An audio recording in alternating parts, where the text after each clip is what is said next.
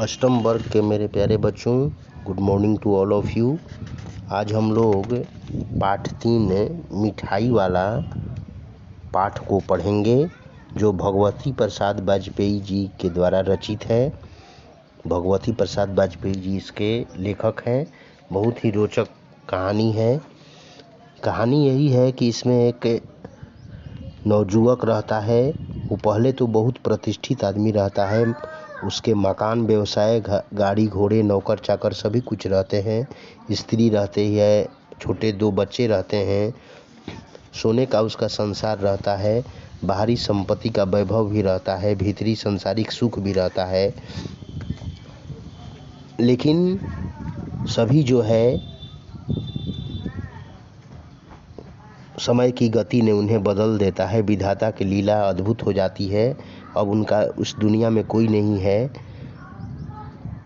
इसलिए उन बच्चों की खोज में वो व्यक्ति जो है, नवजुवक जो है, खिलौना बेचकर, कभी मुरली बेचकर, कभी मिठाइयाँ बेचकर बच्चों के सामने अपने दुख को कम करने के लिए फेरी के रूप में, फेरी वाले के रूप में वह कभी मिठाइयाँ बेचता है तो कभी खिलौने बेचता है।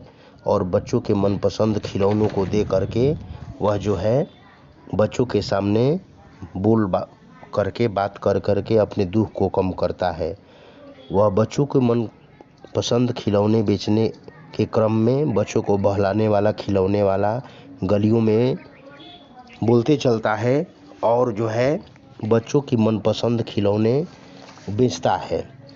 जब वो गलियों में फेरी लगाते समय में बच्चों को बहलाने वाला, खिलौने वाला कह करके जब गलियों में बेचता है तो बच्चे जो है खिलौने के लिए उछलने कूदने लगते हैं। अपने अभिभावक से, अपने माता पिता से जो है खिलौने खरीदने के लिए हठ करने लगते हैं।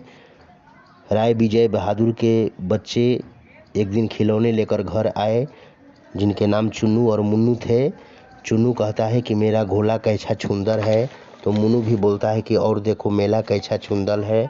इस तरह से बच्चे तुतली बोली बोलते हुए खिलौनों को खरीदते हैं। सभी अपने अपने माता पिता से मनपसंद खिलौने खरीदने के लिए हठ करते हैं और खिलौने वाला भी कम पैसे में ही, सस्ते दर में ही बच्चों की मनपसंद खिलौने देता है।